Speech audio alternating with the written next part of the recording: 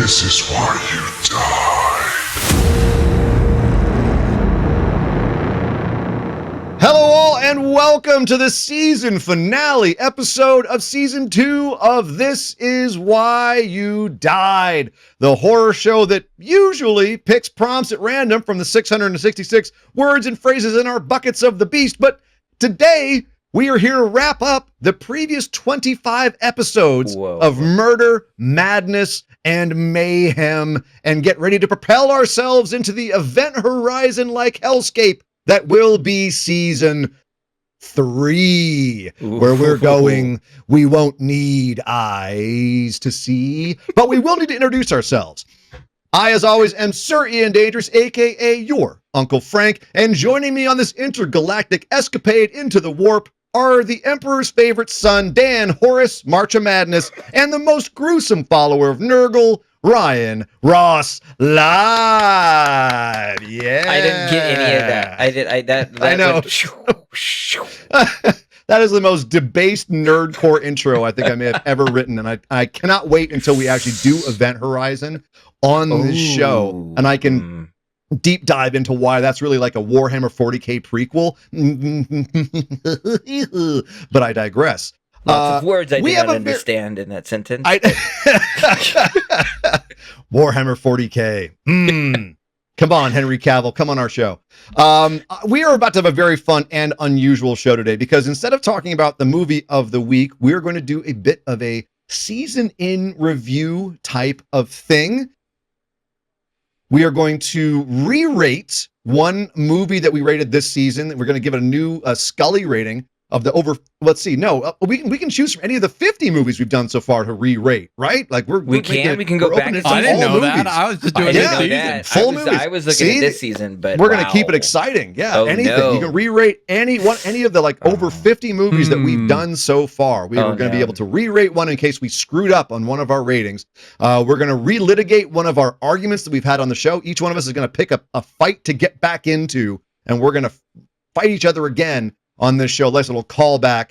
And then that's going to be called This Is Why You Died on That Hill. And one of us is probably going to get crucified for something that we've said so far. A returning on this classic. Show. Yeah. Oh, that's always a good time, and it's a miracle that we still have a show afterwards. Plus, we're going to have our season 2 awards for our Thank God They Died award, aka the ultimate Fuck That Guy award. And we're going to do our one. Well, we were calling it our one-up award, but Ryan, you had a better name for it. What was the name for it? You said Bring Back from the Dead. Back from the Dead. We got to keep the dead name. Bring Back from the Dead. Right? Back from the Dead. Much better. Yes.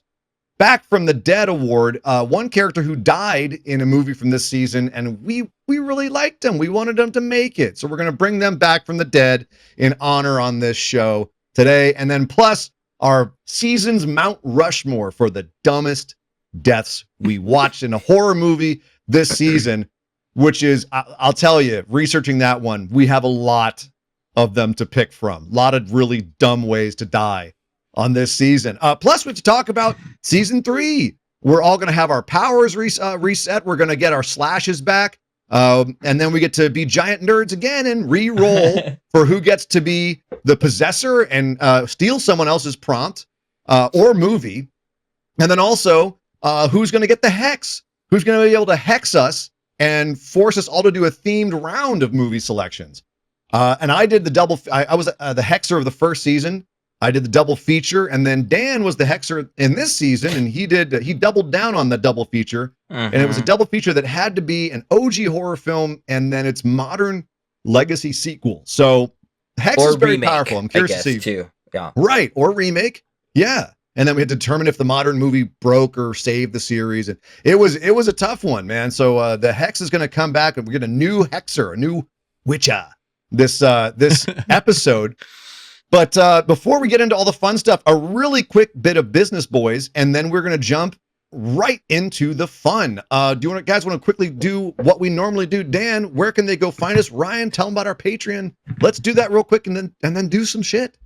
We can go to beacons.ai/TIWYD pod. That's where you can get all the links where you can listen to us.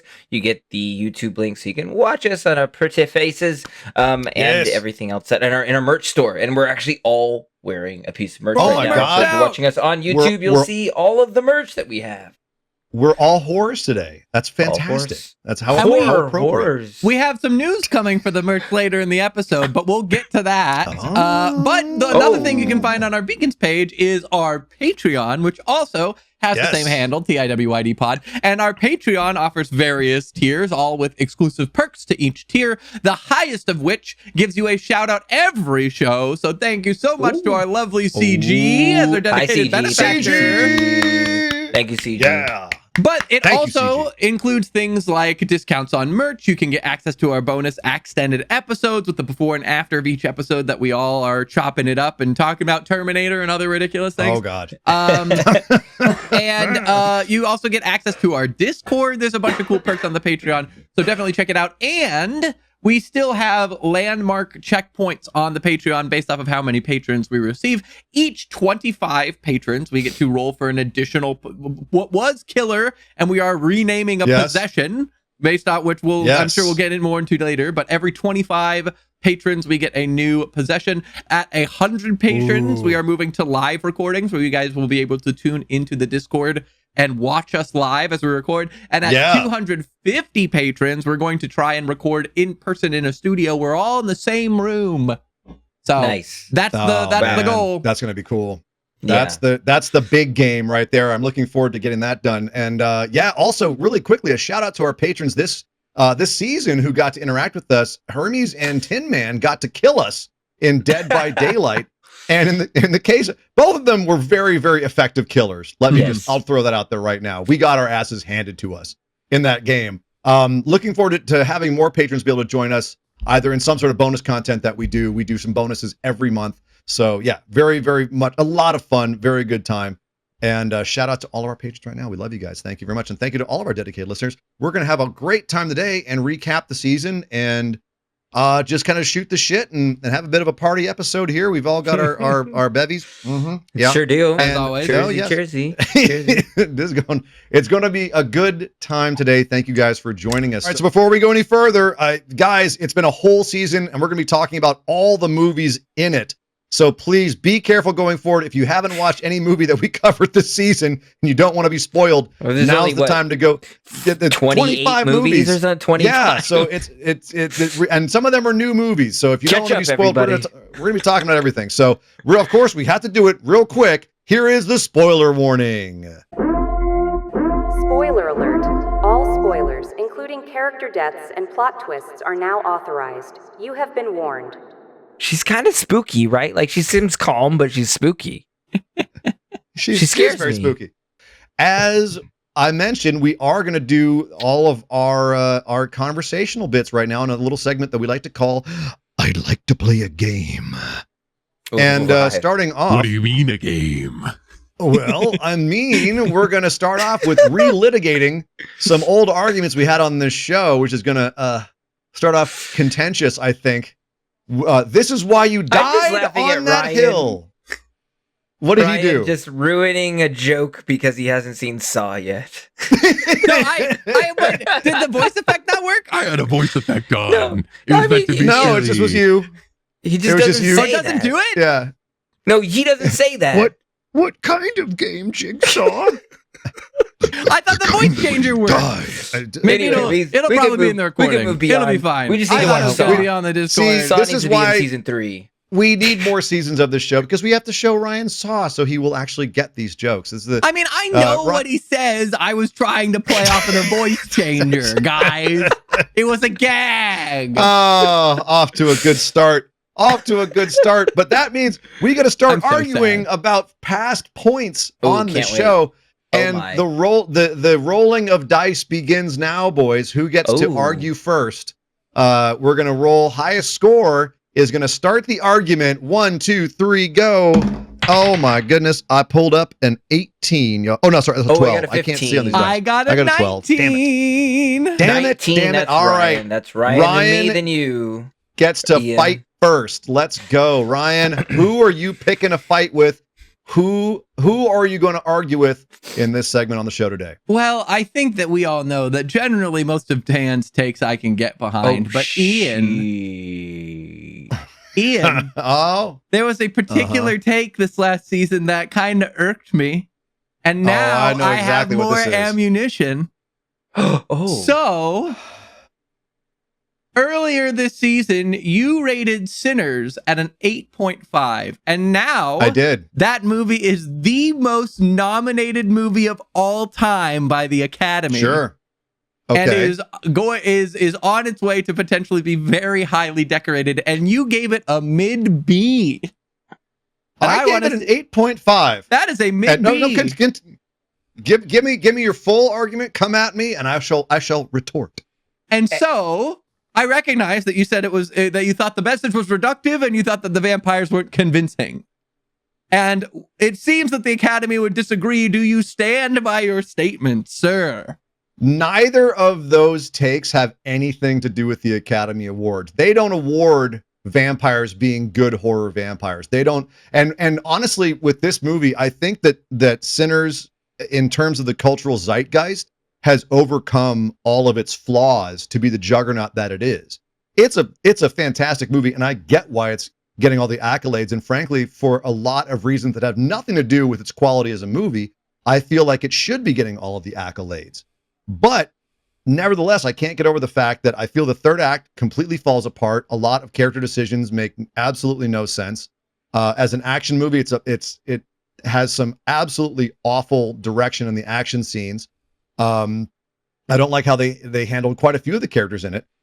But I'm not going to argue that these are all nitpicks. And I think overall, it's a phenomenal movie. I think what it's saying is incredible, and it does a great job of saying that, and it's got an incredible gut punch in terms of how it's speaking to the culture as a whole and what it's trying to say as a metaphor. But the problem is that as a vampire movie, when you juxtapose in the vampires and try to add the horror elements, that's where it falls apart. The vampires are a great metaphor, but they also kind of break the movie at the same time.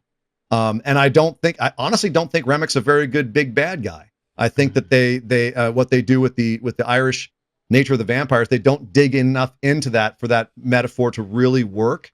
So I still say that it has a lot of flaws, and that as a movie, it's an 8.5 of a movie. Which, if you look at my other 8.5s, I think that it holds right up with the rest of those. I also rated Hereditary at an 8.5. The original Carrie is an 8.5. The First Omen, Dawn of the Dead 2004. I've got a few. Green Room, Wreck, the Hellraiser remake they're all 8.5 movies. Damn fine movies, damn solid movies. And just because a movie gets an Academy Award does not mean that it's a all-time 10 out of 10 great movie. That's true. I hold up, for example, Crash and Shakespeare in Love, and that. Don't come at me with Academy Award nominations. That doesn't make me change my rating at all. So there you go, Ryan. Any retorts to you? I will bout back that you also came into this show, our very first episode. One of the movies that you did not like was Scream, which you also gave an 8.5. Yes. And then you Correct. also gave Wicker Man a 9. And you would say that Wicker Man is a superior movie to Sinner. I think so. That's wild to Yes. me. That's a wild I think take. Wicker Man is listen, like much Ryan, cleaner. like I mean, I think that you're also comparing wildly different movies. Like you can't say like it did, but it's like if someone's like, "Have you seen Sinners?" Yeah, but have you seen Wicker Man? It's not like they're the same movie, It's like, but it's like because it's like one's a folk horror like movie in the 70s. Like it's very different than what is happening in Sinners. And so it's like it's hard to like put those into the same basket and compare those. So and I will say that although I do disagree, because like I said that Sinners is like my favorite movie of the year, my favorite horror movie of the year, I stand behind it 100%, and I like what they did with the vampires. I can stand behind Ian's point here, because unfortunately I feel like the Academy has nothing to do with what the creative talent decided to do with the vampires. And what was interesting, what I thought of this time, like as you were talking right now, Ian, is that what Ryan Coogler did with vampires is what we typically do with zombies. We typically take the zombie and then attach it as a metaphor for something in society, and he did that with vampires this time, which is what they don't usually do that with a vampire movie. Like a vampire movie, they're like, they are a vampire and they focus on the lore, whereas he used it in the way that we're typically seeing that they use zombies as a metaphor for something in society. He did that with vampires. So that's a great point. Yeah, he's using it as a different tool, and I think that that's why I can see where Ian's point is, that they're not being faithful necessarily to that lore because they're using it in a different way and in a kind of a new way, which, you know, is kind of a little, you know, it's not usually done in that style, I think. Yeah, but the problem is that you're kind of losing some of because there's been so much vampire stuff done over the years that he's kind of like picking and choosing aspects of it, and then it doesn't really make, like, if you were just using it as a metaphor and you kind of cast aside all of these vampire tropes, I think it might work better for me. But the fact that he'll still throw in a lot of these kind of tropiness of the vampires, I'm still left asking, like, okay, so why is this a thing with vampires and not this and not this? You know, it still leaves some stuff out there, and I know that seems nitpicky and kind of lame in terms, like, I'm being a horror nerd about this movie, which is very much not meant to be dissected in that way. Mm-hmm. I get that. Like, I fully understand that I am nitpicking a movie on points that have nothing to do with what the movie is actually about. Mm-hmm. And I totally admit that. But unfortunately, because, I mean, he's wearing his inspiration from Dusk Till Dawn so big on his sleeve, like he's openly said, yeah, that's the movie I was thinking about when I was making this. Mm-hmm. If he had less from Dusk Till Dawn in this movie, it would have been a better movie. And that's kind of my point, is more that he's a little bit beholden to some of the structures of the stuff that he's bringing in from, like, vampire movies and from Dusk Till Dawn, and pushing that onto the story that he's telling here and trying to have these big action scenes at the end doesn't work with the story he's told up until that point, or the metaphor that he's trying to work towards. It's just a big action scene. And so that's kind of the part where the movie falls apart for me, when the vampires invade the speakeasy, or, you know, the juke joint.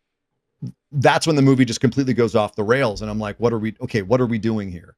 But yeah, so it's, again, fantastic movie. If it wins all the Academy Awards, I will be so happy for it. I personally would not be mad at Michael B. Jordan winning Best Actor, which it looks like he might have a chance of doing. And this year, given his competition, I think he's a strong contender for it. The acting that he does with his two twins characters is insane. Let's be very clear. much agreed. It's nuts. It's nuts. But I'm not going to change my rating. It's an 8.5. Wow. Sticking to his guns, staying on that hill. Damn. I died on that hill. Who did it? I died on that hill. But good at you, Ryan. I knew that was coming. Nice. I knew you were coming out. I love the show where we finished, and as soon as we cut, Ryan starts screaming at me because of that. That was good. You guys haven't seen that clip. It is all time. And we're gonna fight. Dan, March of Madness, it is your turn. Who are you picking a fight with? What do you want to relitigate? Let's go. Picking a fight with you again, Ian. Me? Picking a fight with you. You're up again. I'm curious. Well, no, this is not really a fight. This is more of a. It's more of a question I have for you. It's not a question. It's a fight. Let's go. I'm actually going to direct this at both of you. I would like to, if I can. Now that time has passed in between, and Ian, not that your opinion on the movie necessarily has changed, but you did change it from necessarily being a horror movie to something else at the end. What do you both feel about Frankenstein now that time has passed and it hasn't been immediately after you've watched it? Do you still feel like Frankenstein holds up as a 10 out of 10 perfect movie, one of the best ever made? Which is what we were saying. We dedicated a whole other almost 2-hour episode to this movie. Now that time has passed in between, how do you feel about it now? I'll direct that to both of you because I'm curious. Well, Ryan, do you want to take this first? I'll probably be the shorter of the two of us. I still stand by it. I still think it was one of the best movies of 2025. I will say one criticism that I have heard from multiple people who I have recommended it to. I have recommended it to a number of people, and either they are floored by it, or I have had multiple people who haven't been able to make it through the first half because they feel that the first half is too slow. And they have slow. I've had at least two people say that they fell asleep in the first half. Get out of here. I think it's specifically what's the kind of pretentious, elevated Oscar Isaac section to certain audiences might be. I'm all about, I will drink the Oscar Isaac session to He the loves section. Oscar Isaac. Like, well, not even just Oscar Isaac, just that the gothic, like the outfits Yes! and the ambiance. Oh, it's so like, sumptuous. I will drink that to my dying breath. But if that's not your thing, I have had some people who have basically they said that the pacing is slow enough and that the spin up is slow enough that they haven't been able to make it to the end. I personally think that you should never judge a movie if you haven't seen the whole thing. So I will put that asterisk on, like, I love my friends, but some of them I don't think get to have an opinion on the movie until they finish it. But I loved it, and I stand by it. I think it was. I said it before. I'll say it again. I had a mind-bending experience leaving that movie in terms of like the way that it affected my perception of things in the short term, and I think that that's accomplishment. And I also think that like just what they were able to create within that movie without very much CG and completely mostly practical, I think was incredible and inspiring, and I absolutely stand by it. It was one of the best movies of 2025. Yeah, I'm gonna have to say really quickly that if someone is falling asleep in the first half of this version of Frankenstein, then they are the problem. They're the people that the Netflix executives are coming in and saying you need to restate the plot every 5 to 6 minutes so that people don't, like, people who are on their phones or falling asleep know what the fuck's going on. They're the problem. And I immediately discredit any opinion that they have on the movie. They're like, this first half's boring. I will give one of them credit. One of them is a dad of 3. So I'll give him a slight pass of, I think that he just struggles to stay awake. Hey, I will admit, as a dad of 2, when I did see it the first time in theaters, the first half I was nodding off just because I'm tired and I'm like, I was away from the kids. It's a dark room, but the first half, the first half is not bad at all. It's pretty great. The second half is where it really turns it up a notch. But yes, the first half's great. Yeah, dude, but you are at least self-conscious and self-aware enough to be like, I'm a dad. Oh yeah, that's me. I'm a dad. I'm a you dad in a dark room and my kids aren't around. I'm like this. I'm like, we've had a couple of movies you're like, yeah, man, I didn't make it through it the first time because I'm a dad and I've got 2 kids and I fell asleep, but I powered through. And here's the thing, you guys come to me and say, a whole week. I was just gonna say, Qui-Gon, you guys were like, yeah, that movie's rough. 3 tries. Qui-Gon is a slow, meditative, that is that movie has its own goddamn pace. Mm-hmm. That's one I like when people are like, it's slow. I'm like, yes, it is. But even with that, I knew that was my fault and that was me because I think that movie's beautiful, incredible, great ghost story. But no one gets that excuse with this version of Frankenstein. Right, That's not. You're right. No, they are wrong. They are wrong. And I agree. I think it is one of the best movies of the year. My opinion on it has absolutely shifted from when I first saw it. Now that I've seen it 6 or 7 times. Jeez. I've the initial kind of euphoria of the first couple of times that I saw it has abated a little bit. I'm not quite as effusively over the top, oh my God, it's the best movie ever made. I still love it so dearly, and it's going to be a comfort movie for the rest of my life. That movie's going to go on, and the music and the scenery and the colors and the acting and the lines are going to be things that I take comfort in and I enjoy for the rest of my life. But I do not still hold it in the same kind of 10 out of 10 regard, and that's all I'll say. All right. Cool. I was just curious because, like, I mean, really, what shifted for me was like He's already upset me that enough this episode. it's not like we said this last when we were talking about our favorites of the year for that bonus episode, is that it's like it's not a horror movie, so I couldn't rank it as like my top. It is. Gothic horror But is it can't. horror. But it's not in my top. It's like I wasn't scared. I wasn't scared. Like I want to be scared. It is a different kind of horror movie. It is. Yeah. It's archaic It's horror. it's horror. But it's still It's But, like, horror, you could- but not in the sense of like what I'm going for. yeah, and it's that's not where a it shifted, modern yes. horror. Here I am defending the old texts. Yeah, but how do you make how would you make that like a very like you don't make Frankenstein a jump scare movie? Well, like go could have watch the Kenneth moments. Branagh. Go watch the Kenneth Branagh version. No, That's I much will more fall like asleep. a horror movie. But I know. not him specifically. I'm just saying, like, in general, that's Just much more of a direction. horror movie. The monster's very gross. Like, it's a lot more of like kind of a gross take on Frankenstein.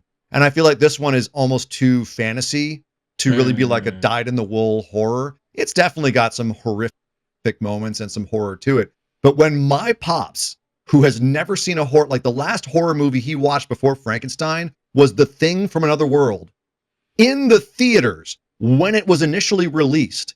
That's how Is that long the it had been 50s? since that's 50s. That's how long it's been since he's seen a horror movie. Wow.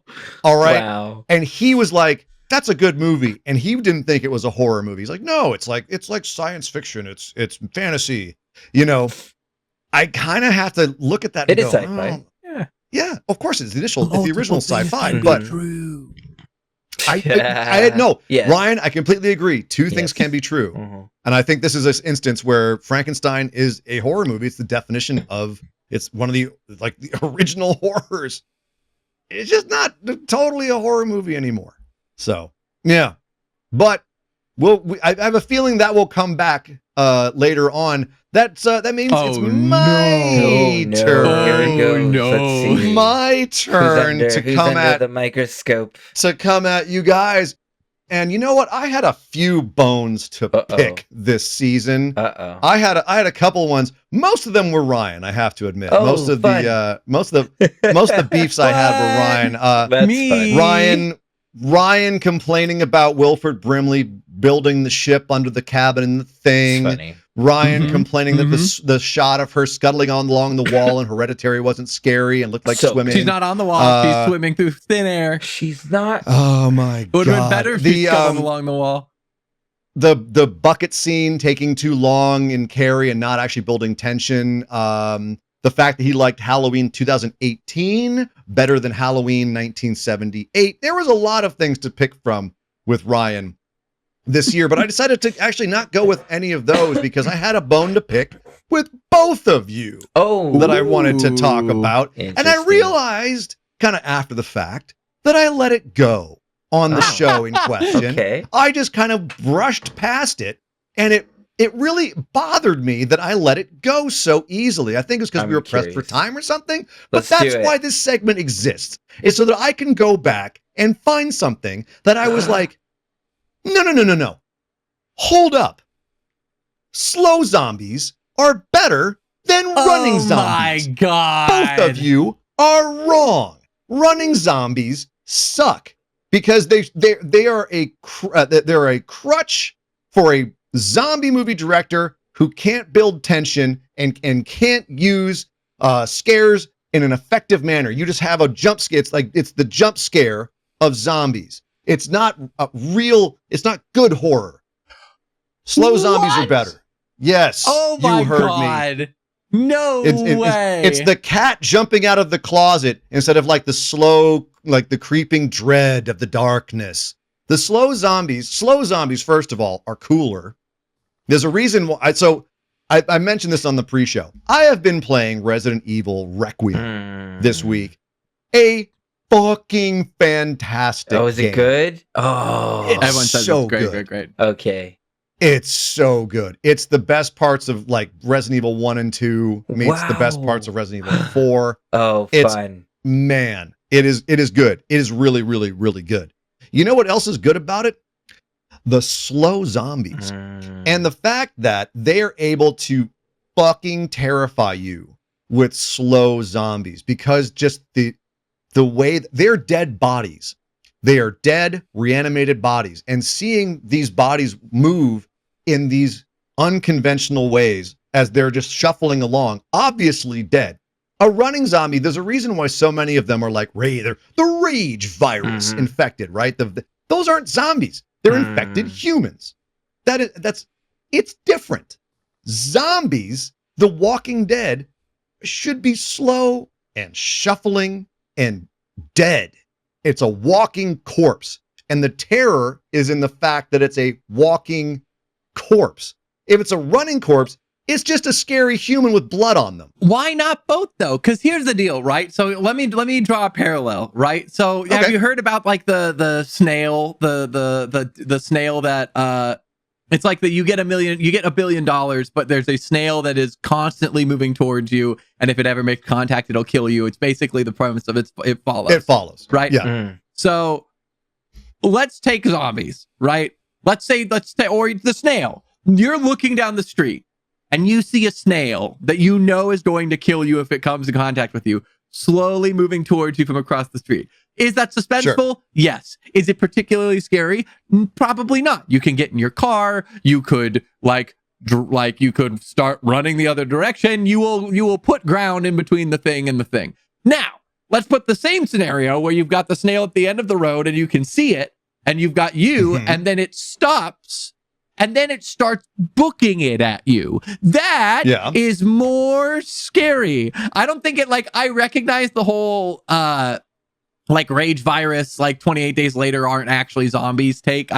That's fine. I don't whether we're talking zombies or not. I'm talking I agree with you that they should be dead bodies, and the dead bodies thing is what makes a zombie a zombie. Otherwise, it's not really zombie. But I will still say, other than the potential for jump scares of you come around a corner and a slow shuffling zombie happens to be 6 inches from you, any time that you're going to have a gap that you have to close, or also fast zombies tend to be the ones that tend to be a little bit stronger. They're the ones that can punch through wood or whatever.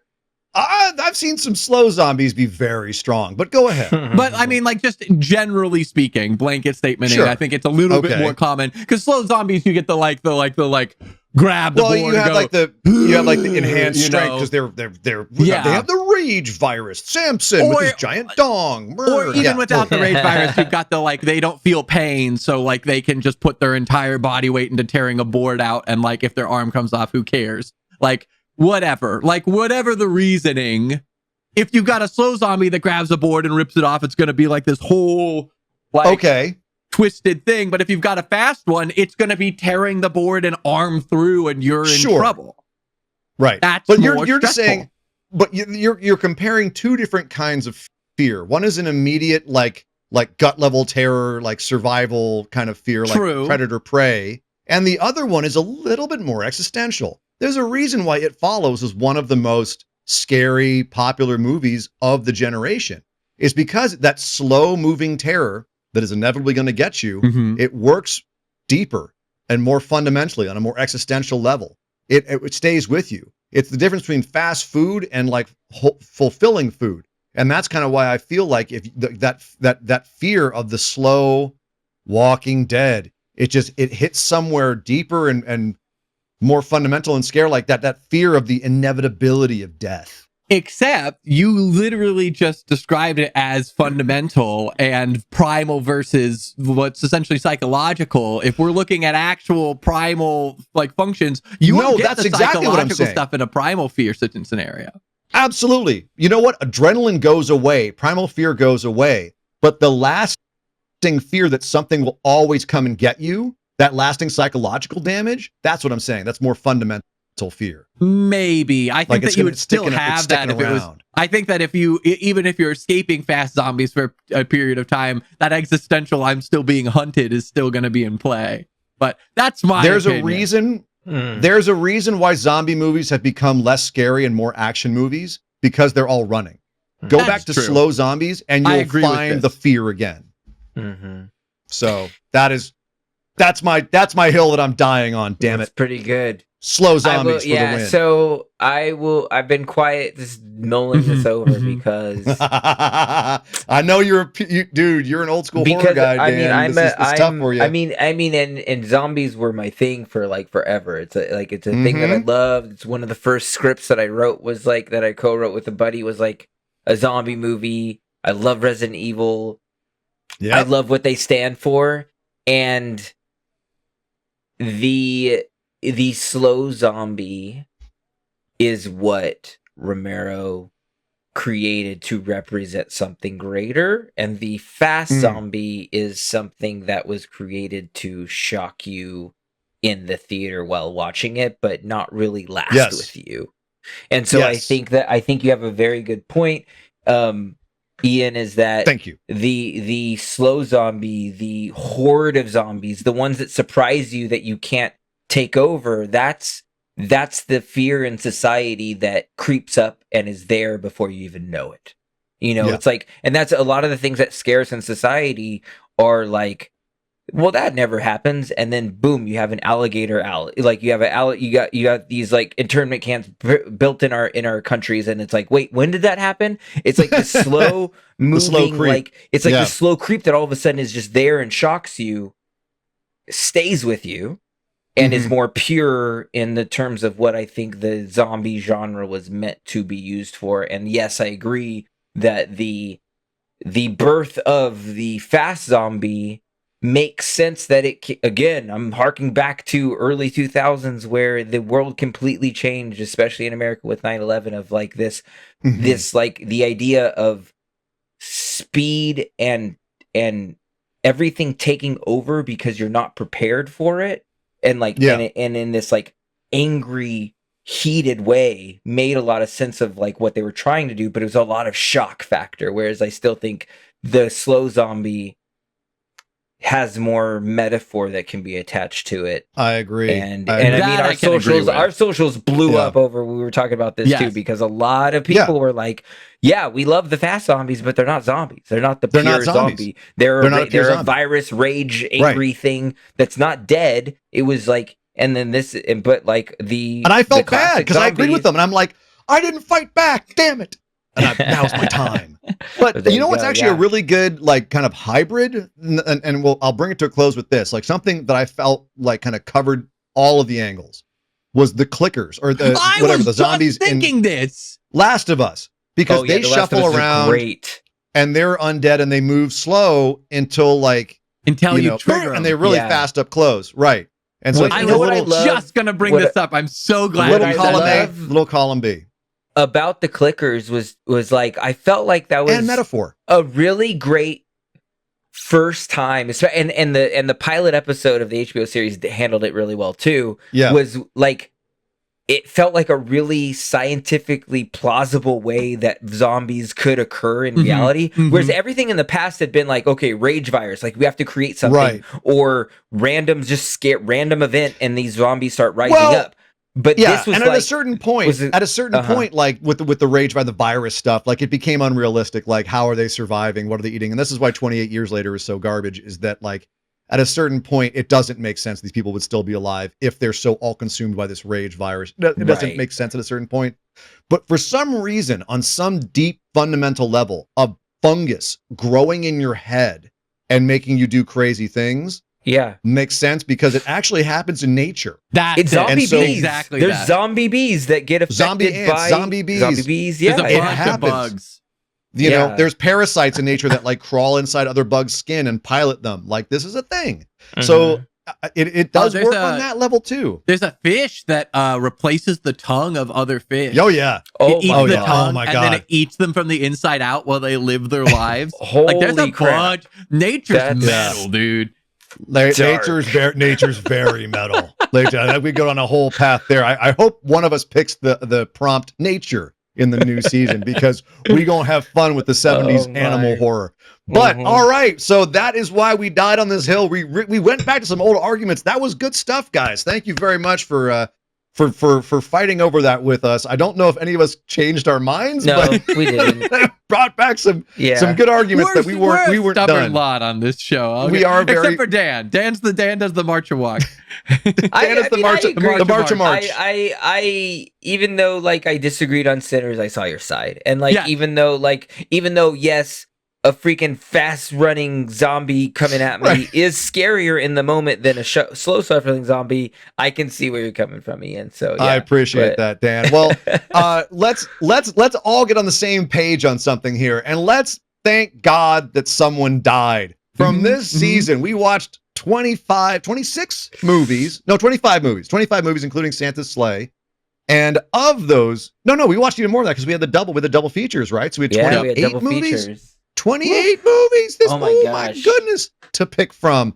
So we have to go back through all of those and find some people that died in these movies that we're just like, good. Glad you died. Prepared. And this could either be people that were just so evil and we hated them, or it could just be people that were like, you deserve to die with dumb shit that you did. You deserved it. So, boys, let's roll for who goes first on the Thank God They Died award. We're each going to give one here. We're going high or low this time. High goes first. 1, 2, 3, go. Bam. And I'm not going first. I got a 3. I got 9. I got 20. Oh my God. Let's go. Dan goes first. I am off to a bad start, especially considering that later on these are going to really actually matter for the next season. I should not. No one should take me to Vegas right now. All right. So Dan, who are you so grateful that they died this season? I got a really mean-spirited one, and I got one that you guys might agree upon. So I don't know. You want me to just throw? Do both. Dan's taking 2. I came with 2 as well, so you do it. Oh yeah. Well, I came with 3 just in case you guys stole mine. But go. Hopefully, we'll have some overlap. Go ahead, Dan. Okay. What you got there? Me. Which one should I go with first? The one you agree with, or the mean-spirited one? You take your pick. Your call. Whatever you think is going to be funnier. I think the one that we can all agree upon, was there's something wrong with that director in The Exorcist. I think that guy was a skeezy guy. That guy would be on Epstein Island. You know, like that's the kind of creepy dude. So I think why were you in the bedroom, Burke was not. Why was he in the bedroom? Why are you leaving the girl alone with him? Bedroom. Why you calling the butler a Nazi? You bloody Nazi. So you're a Nazi. Yeah, so I think I was pretty glad that he was gone. Mean-spirited one, Gabriel Byrne, man, he's a bad dad, dude. Like it's fine. He can burn up. It's fine. He's a bad dad. He doesn't give a shit. Oh my God. He's not a good dad. He just didn't want to fight just because he's a little passive aggressive. You want him burned alive? He did not know how to console his family. He was so absent-minded. He could not help his wife. He couldn't help his son. He obviously couldn't help his daughter. He is so. Oh my! It's fine. Boy, dude's at the end of his rope, and Dan's like, "You suck." That is mean. That was my mean-spirited one. Wow, you were not kidding. I told you. I'm not. I didn't hold back. Dan's normally such an affable guy, and then he's like, I know. One dad. This is my dad. I'll spoil it because I have a whole bunch of them, but he was on my Back from the Dead award list. Wow. I felt like poor Gabriel Byrne. Amazing. What an ironic last name for the way that he went out. Mm-hmm. But I felt bad. All he was doing was trying to console his wife. She's like, no, I'm going to help you. I'm going to fix everything. He's like, okay, what are you going to do? She's like, I'm going to burn this book. He goes, okay, cool. Burn the book. She goes to burn the book, and he catches on fire. No, he didn't say okay. Come on. He didn't say okay. He was basically about to say, I'm going to put you in an institution. He was leaning towards that. You know, honestly, I'd have his back on that, too, because she should have gone to an institution, and then they all would have been fine. Well, and she had been lying to him about where she was and stuff. Therapy? No one's heard of therapy? Come Therapy's on. Apparently, well, to be fair, we don't know. He could have said that I'm going to make you go to therapy. We never find out. Right. He gets lit on fire. Yeah, he got set on fire before he could actually do any real change, Dan. And you're just gonna. That was my mean-spirited one. I'm not changing it. It was mean-spirited. No, that's mean-spirited. Don't change it. All right, that's fair. Ouch. All right, Ryan Ross live. Try to beat that for mean-spirited. Who is someone you're grateful that they died? I have a justified one, and I have a mean-spirited one, so I'll go in the same order. Well, you know what? Then this is gonna be a theme because I definitely have a justified one and a mean-spirited one too. So. Cool. All right. So my justified one organic. All right. Is let me make sure I get her name right. Chris from Carrie. Fuck Yes. that bitch. Yeah. What Nancy an Allen? absolute nightmare of a woman. She Horrible deserved person. every moment of that Yeah. car crash. The entire movie, she's insufferable and terrible to everyone around her. She Yep. absolutely deserved to die. Thank God she died. But my mean-spirited one, which won't be a surprise to anyone who listened to this episode because I raved against this guy most of the episode, and I stand by it today. Fuck Dom, dude. Dom is the worst outdoorsman. He's useless to the group. He actively circumvents moments where they would have forward progress to getting to safe locations, and his actions directly harm all of his friends. And Are we does talking about From the the ritual? ritual. The ritual. Oh. Yeah. Because he's a bit of a whiny bitch, you're condemning No. him to death by Wait, are an we talking ancient about There's a god? difference. Is this the There's- glasses guy? The guy with the glasses? Yes. Yes. Who's Yeah, also in The Slumber? glasses. Yes. That actor? Yes, Okay. yes. And here's the thing. I'm not Yeah, like he was the fact annoying. that he's injured That's fine. and whiny. Is, Yeah. He danced with me. I agree. Yeah, but I'm here's with the him. thing. It's I not didn't like his voice. He deserved to die. It has nothing to do with the fact that he's whiny. It has to do with the fact that he actively deters forward progress and positive momentum for the group that leads to people dying. They literally have plans, and he just like what's the word? Not objectively, like executive decision, like just decides and goes and does dumb things that drag everyone else down. And sure, he kind of gets a little bit of an inspirational speech at the end, but he makes so many dumb outdoor mistakes and actively harms the rest of his friends. Fuck that guy. So glad he died. Oh my I god. would agree. I would agree Deserved. with you up until like you said, the cabin when they're both in the once they reach the crazy cabin-y folks town, that was when I felt like he really redeemed himself, like what he said. Like he was accepting that his death was coming, Yes. and he was still giving this like motivational speak of like, you gotta make it out. I agree. Like that felt He like a really redeemed good himself. character change. No. So Yeah. I would give him that. I agree that he was coming to acceptance terms and that he did like do what he could for his friend in that moment. I do not think that that's enough to redeem all the mistakes he made up until that point. It is not Oh enough. my god. Ryan is not a forgiving man. That's brutal. Gotta earn it. Okay, but leaving Dom behind, you've had your mean one. Dan, you've had your mean one. You both had your nice ones.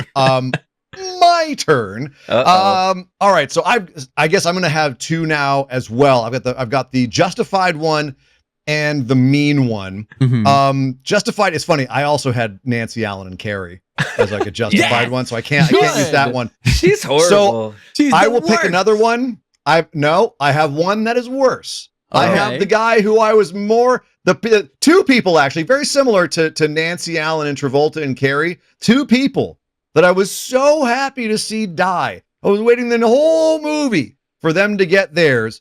Sebastian Stan and Charlotte LeBon in Fresh. Yeah. That's Steve fair. / Brendan and his wife in the movie Yes. Fresh. Oh my God, he was a piece of shit. Yeah, Mm. I agree. Such that, an like, asshole. I agree they should have gotten it, but again, I have a lot of flack with them ending it in the random woods. Like, has nothing to do with the movie. Like, let's have a little cut them Sure. up in the kitchen. That's where it was. That's where like the height of it Yeah. was. Yeah, But- the woods was a little bit much. I agree, but it was still nice to see him get his. Yeah, I agree. That was good. I agree. That was good. It's a Justified. good choice. And I don't even know what the next ones mean. I think it's justified too, but you guys may disagree with me. And that's Sergeant Neil Howie from The Wicker Man. Brother, you're going to an island and bringing your little Christian faith out there and trying to make everybody, including school kids, these children, they're learning about sex. This is disgusting. He's trying to put his own little tight Christian traditions on their Celtic. Now, granted, they're doing a little bit backward stuff on the island, but come on, man. You can't go to this I'll little take island out in the middle of sentences out nowhere. of context for 1,000, Alex. They're just doing little weird stuff on this Hey. island. They're singing little folk songs and they're dancing naked while like humping someone's wall. Like, sure, they have some weird traditions, but at the same time, he's just repeating the kind of colonial history that Britain has by going to an island and telling them what they can or can't do. They are well within their rights to stick him in a wicker man and burn him. Absolutely stand with you on that one. Totally agree. I don't think he deserved to die, but I do think that he was kind of an annoying prick, and I didn't mind him dying. I'm just saying, You- how many oh, Christians wait. have killed people? How many Christians have killed You people? don't and think he deserved to die? Dom was less of an annoying prick, and you were happy that he died. Dom actively harms people. The sergeant's just annoying. He just was going to put by them the all book. in jail. He was trying to get them all put away and possibly more. He did think You know? that they had kidnapped a kid, so like there's reason for the lawyer aspect of it. But I think that he was kind of annoying and very up his own ass about it. So I don't mind. Yeah, It that. was an island that was taking children. They weren't taking. I mean, granted, they did sacrifice a kid once a year, but they got good crops out of it. It's an equal. It's an equal exchange. It makes sense. Yeah, I don't know. So Yeah. thank God Sergeant Neil Howie died, and there we yeah. go. Poor We've got Sergeant. all of our Oh, people my that were goodness. happy that I wish some people had died, and I think I can call out Chad from Fresh as well. Like I Yeah. wish he'd gotten his, Yeah. but he never did. He never did. Hopefully, Chad's alone. Also, the collaborators in Salo, like fuck them, Yep. Mm-hmm. or the podcasters in Halloween 2018, like come on, Hey, get out of here. they got theirs. They got theirs. That's what I I'm mean saying. that Thank was. God. I mean, Michael Myers used that one dude's head as a weapon, so that was so, which good. was Yeah. delicious, delicious. But who are people that we were sad to see die this season? We got to resurrect them. It's back from the dead award time. Get the dice out. Who's going to go first to here we bring go, here we someone back from the dead from season 2 of This Is Why You Died? One, High two, or three, low? roll them. Let's go Oh my high. Who's gosh, getting the I'm highest going one? I have last a. for sure because I got a 2. Oh my God. Oh, you're going last. I got a 7. I got And an Brian 8. got an 8. I won with an Oh my 8. God. How did you Oh my win with gosh, an 8? you win I have with an no 8? idea how I won with an 8, but Wow. I do That's have disgusting. I do have 2. I have All right. 2. I have 2. Gentlemen, the dossier said 1 each. I know. But okay, I fine. know. I You also have had 2. 2. You never know. I think I had Oh 2 my too, but God. I'll choose one. I'll choose one. I'll No, Hey, it's no, fine. it's It's fine. We can I've make got this a 2. theme for season 2. Bring back 2 people. Fine. Go ahead, Ryan Ross Live. 2 people to bring The back. journalist from The Omen. God damn. The journalist from The Omen. The journalist from The Omen who gets decapitated Oh, by the glass. Oh, he was yeah, a Yeah, ride or David die, Warner. dude. He did not David need to Warner. die. He didn't do anything He was wrong. so good. Yeah. He No was shit. on his game. Yeah. Did like Yep. I was so sad to see him Yep. go. And then Yep. also in a very similar but yet somewhat different movie, Father Karras. Father Karras Father Karras. sacrifices That was himself one of for the mine. greater good. Yeah. The Yeah. boy, Although, the champion. I know, but honestly, I think that was his purpose. I agree. I think it's narratively fulfilling, and also Right. we covered a lot of reasons of like choices he makes leading up to his death that like could have prevented it, but it's still sad to see him go. He was a good guy. He was working hard. Yeah, I think it was his purpose because I think he missed his mom. He wanted to go see his mom, and he was in over his head. He did not know what to do. He was going out like a martyr. And you know what's funny, Ryan, because I'm going second, so I'll pick right up on top of that, because I have Father Marin. Father Marin was one I'm like, man, come on. You were doing your best. Father Karras at least died for a reason. At least he was like died saving a little girl. Father Marin just died. Yeah, he just went back in there because Karras couldn't handle it. He went back in there and tried to face it down himself, and he couldn't pull it off. You know what I love about that death, and that's sad to say, that's a weird sentence to say, but what's great about that, and I think it's a testament of why The Exorcist is such a staying and strong horror movie, is that they don't make a thing of that.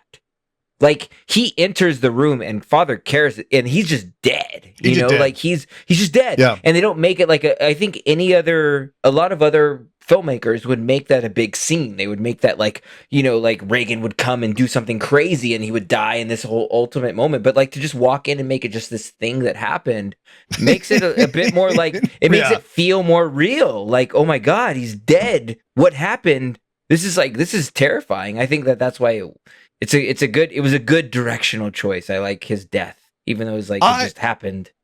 I agree. I think that it was the way that they played it was like kind of quietly chilling, you know, but at the same time, it's also, I I feel like it's not very dramatic, and I kind of miss the drama of it because you just took out the star of the movie. It's not like the Samuel L. Jackson in what was it? What was the shark movie he was in? Deep Rising or something like that? Deep Blue Sea.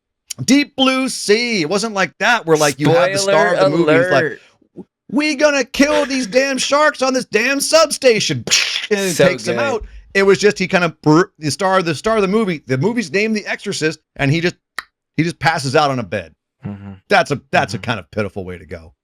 But he's one guy I wish I was like, he didn't deserve to die. He could have come back. I also had Gabriel Byrne, but Dan killed him already. Dan already said he's got the thank God they died award. So I'm gonna give it to the man that we all love, the meme of the season, Pesci Palpatine, Sylvester McCoy as a motto in Slumber. Come on, man. He spent his entire life escaping the sleep paralysis demon, and he's like, he finally I'm gonna face the demon. Yes, I will go back into the fray, and I shall face my fears. The things that made me cut off my eyelids, I shall face them, and then I shall die like a bitch in someone's dream. That was the worst. I felt bad. He was the best part about that movie, and I wish he had made it to the end. He was the best part about that movie, and I think that was his purpose that he died. I think he had to die. No. He needed to die because, like, the first thing he said was that the reason that I survived was that somebody died for me. So I think it only made sense that he died for somebody else. That was like the one only good thing about that movie. Narrative. That was like the one little tiny piece of that script that was great. Yes, and the best supporting actor Academy Award winner Sylvester McCoy as Amato in the Academy Award winning Best Picture of 1997 Slumber, when it hadn't even come out yet. Dan, you can't have it both ways. You love the guy. I know you want him to like narratively. It's like, yes, it makes sense because when he was a kid, someone sacrificed for him. He's the best part of the movie. You could have had a franchise based on Pesci Palpatine. He's also the worst part of the movie. He's the best and worst part. He sticks out he's the best part. He sticks out like a sore thumb that's been slammed in a door frame, just throbbing because in the middle of this movie. He's the one good part in a terrible movie. That's why he sticks out like a sore thumb. So I want Pesci Palpatine to come back. That's my Back from the Dead award. Dan March of Madness, it is your turn. Who's coming back from the dead? Who you got for the season? Two. Yes, what a shock.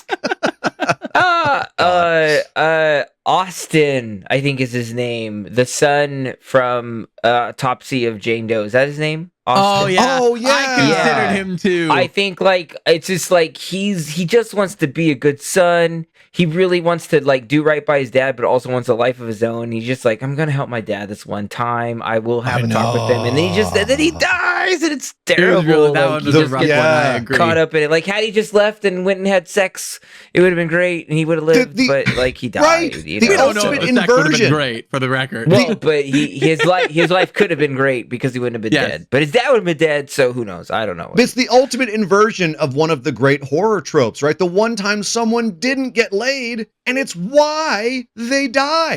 So sad. That never happens. What a crazy one. That's absolutely.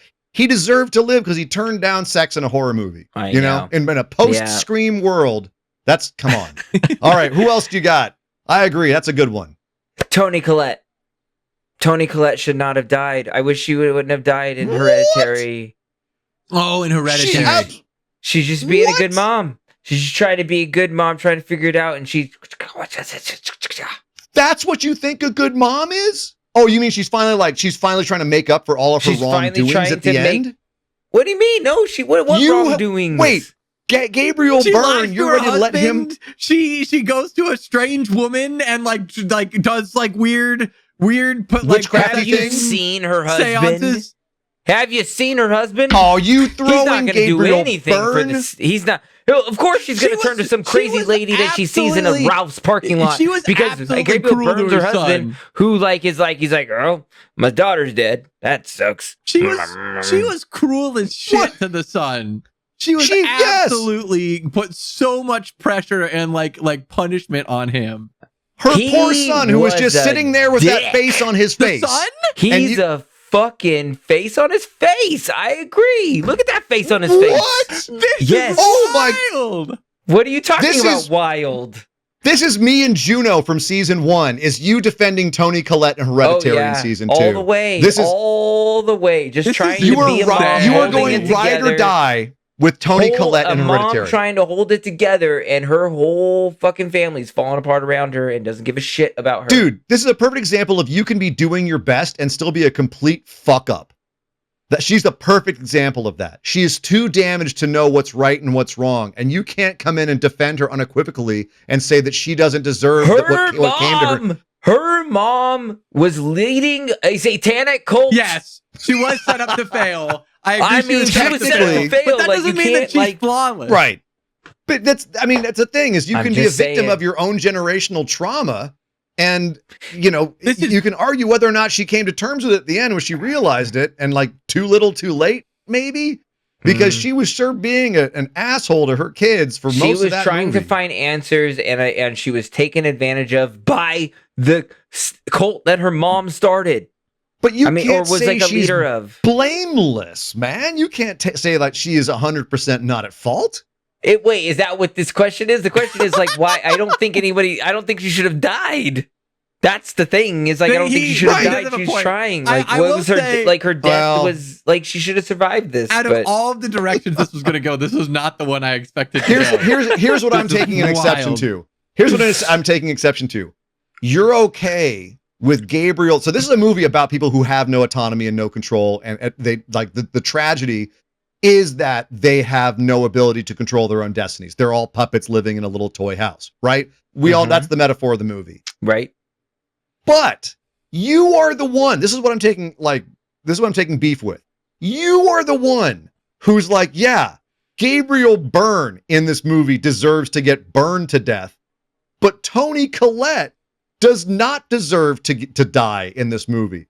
If you had not said Gabriel Byrne earlier, I'd have been like, okay, I guess she didn't have any control over it. But the fact that you're ready to kill one of them and let one of them live and bring one of them back, that's where I take issue Gabriel with you. Byrne That's is a where little I'm- bitch in this movie, okay? Because he is sitting at the table and his wife is yelling at his son, and he's just sitting there like, I don't know what the fuck I'm gonna do in this Oh my situation. He can't goodness. even speak up.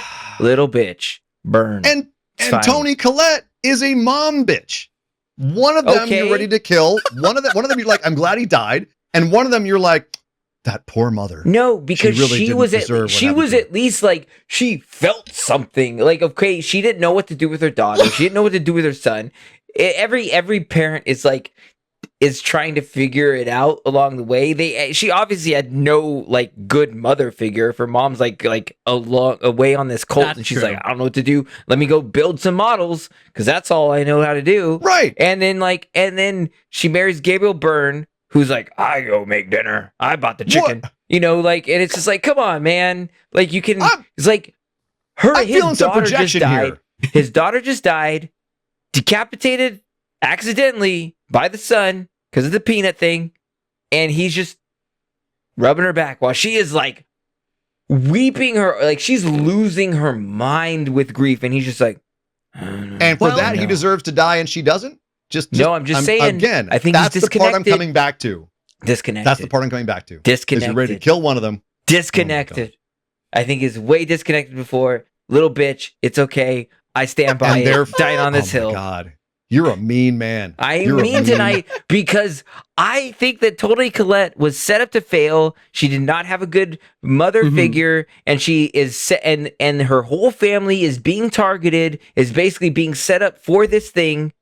She loses her daughter in this horrible tragic accident, and her son, instead of apologizing, he just slams his face into a desk. So right, you're ready to get mad at her son too. Everyone's at fault except for Toni Collette. No, Look, dude, there's she a didn't demon. win the. There's a demon. She didn't get involved. nominated for There's an a whole Oscar. demon Let it go. involved. I get it. There's a demon involved. The devil. We can blame the devil. I'm just saying Toni Collette didn't need to die.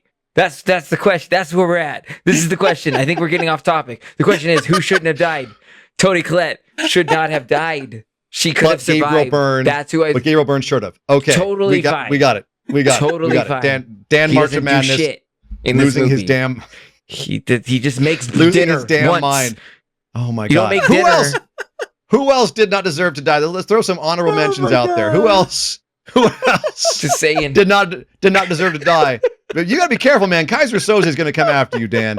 Who else did not deserve to die? Yes, in this season? He is not Kaiser Soze. Oh my god. Spoiler alerts. Spoiler alerts for Usual Suspects. Yeah. All right. So Not other people. Other people I had from this season. Andy, the weapon shop guy in Dawn of the Dead, killed because of a dumb dog. Oh yeah, Andy, that's a good pull. Yeah. That's a good one. Who else didn't deserve to die? Deanie, the best friend, the ride or die in Impedagore. Right? Oh yeah, she took one for her friend. She didn't That was deserve a it, good but she walked into it. Like that one's kind of on her. I mean, she was it was just being such a good friend. She's like, it's me. I'm the one. It was such a good friend move. It was a good dumb move. It was a dumb person move. But I agree, she didn't deserve it. But that's why I think we're calling it dumb because we have the scope as a viewer of seeing all the shit that was going on behind the scenes. That's what they're seeing in the doorway. They're skeevy. Yeah. These two sketchy. You're a young, attractive woman in the middle of a town in the middle of nowhere, and two skeezy guys come to your door and say, "Come to the forest," because they think that you're your friend. And they change the location. They move the goalposts during the conversation, and she goes along with it. And the red flags were flying everywhere, and she's like, "I'll just go with you to the woods." Yeah, you're gonna get skinned and killed. Like that's how it works. Yeah. I also had Miss Collins and Carrie, the teacher that was just trying to do good in Carrie. That's a rough one. I'm gonna throw out one for Father Damien's mom. She didn't deserve to have a fuck up of a son who should have gone to law school in California. Damn it. I should have known that one was coming back. And Gabriel Byrne is that's a mean-spirited thing. Deanie, why you do this to me? Why I got to be in an old lady's home and then be trapped in hell with Pazuzu? Why you do this, Deanie? And also, shout out to Naomi Grossman. Did not deserve to die in him. She should have been the star of that movie, man. That character was cool. Yeah. Shout out to her. And of course, all those kids in Solo did not deserve that shit either. Yes. But that's a given. Literally, they did not deserve that shit. Wow. But all right, boys. The boys are still scarred from that movie. Time to move on to our Mount Rushmore of death. It is time to pick. We're each going to pick one gentleman, one of the dumbest deaths of the season. The biggest "This Is Why You Died" award. This is why you died. Like Deanie walking into the woods with a couple of skeezy guys in the middle of nowhere. And then we're all going to agree on a Teddy Roosevelt, the fourth one that we'll throw up there as well. So, all right. So who's going to be George Washington? Who's going to be Jefferson? Who's going to be Lincoln? Rolling 1, 2, 3, go. I'm going down every roll. I got 20. God damn it. I don't even know what the hell that is. I got 20. That's an 11, I think. That's an 11. All right. I got 2. 2. Okay. I thought it to be Lincoln. Lincoln's my fave. Let's go. All right. Oh, well, there we go. All right. Is it me? All right. That's you, George Washington. Take it. I said it before. I said it again. This comes from the dad in me. When you're running, you don't wear socks on a slippery floor. Oh my God. That's your biggest dumb move of the season? It's pretty dumb. From Michael Halloween Myers 2018? behind you, and you slip. You're babysitting a wise ass kid. You don't know Mike Myers is hiding in the bedroom upstairs. You're gonna wear socks. But it was a very, very dumb death. Like if you think about it all, it's like because she slipped, she got stabbed. But because like she slipped, she got killed. Okay, I'm just saying it was a pretty George Washington. It's a pretty terrible death. Do we know her name? Washington for slipping on the floor. She was the actress from Fall. I remember that. I'm pulling it up. I don't remember her name. Saying. Shit. That's my choice. That's cold as ice, man. Is it? I don't know. Yeah, I can't think. I mean, like there's a lot of deaths that because of the situation, she's babysitting and she's wearing socks and she dies. Like I'm the babysitter. I'm wearing socks. I'm going to die tonight. Think about that. That's dumb. This is because, Dan, you have 2 little girls. You're always trying to make sure they don't run on the floor. So this is why you're promoting this. It's happened. My daughters have hurt themselves slipping wearing socks. Okay. This is making more sense now. This is why I'm saying this is the dad in me that it really stuck out. That I was like, good, just take off your damn socks, girl. Yeah. You'd be alive. All right. You're Mhm. making me come around to this, Dan. I was just saying, it was just One of the dumb rare death. times Dan is standing his ground and I'm coming over to your side. All right, I'm coming around on the See? socks. I guess I'm the second one. I rolled an 11. I had some tough ones. Oof. I was gonna throw out Delroy Lindo in Sinners, where he just randomly is like, I'm just gonna slice my arms and you all can feed on me. For some reason, like now all of a sudden I'm gonna do that. And it's gonna upon affect- second viewing, after you said that, because I watched it like a second time, and I was like, there's a couple of really dumb why? deaths in that movie. The mom being like, I need to protect my daughter by I like that burning part, me and but- my husband alive because that's, and then the daughter will have no parents because okay, Good point. good mom there, good parenting. Delroy Lindo just offing himself for no reason was also a dumb death, but I'm not picking that one. Paolo, the date in First Omen, her just ripping the top half of his corpse off of the car was stupid. Dr. Sartain in Halloween 2018, triggering Michael Myers and just to see how he ticks, and then getting what's coming to him. That's like, that's about as this is why you died. So did he died because he was smushed against a steering wheel to death? Yes. Is that how he died? He was That's a terrible death. That's a smushed. horrible way to die. Smushed by steering wheel. Just stupid. But then Martin the Architect and Beyond, you fall off a ladder, break your neck, and tarantulas eat you. Yes. That's pretty, how bad? Granted, you are in the Beyond, which is a place in time outside of places and times. But that being said, that's a pretty dumb death. But I think the number one dumbest death that I saw this year, or this season rather, was Liam Hemsworth in Triangle. Yes. Oh, That's I a good forgot one. about Where that one. Yep. You let a little girl So good.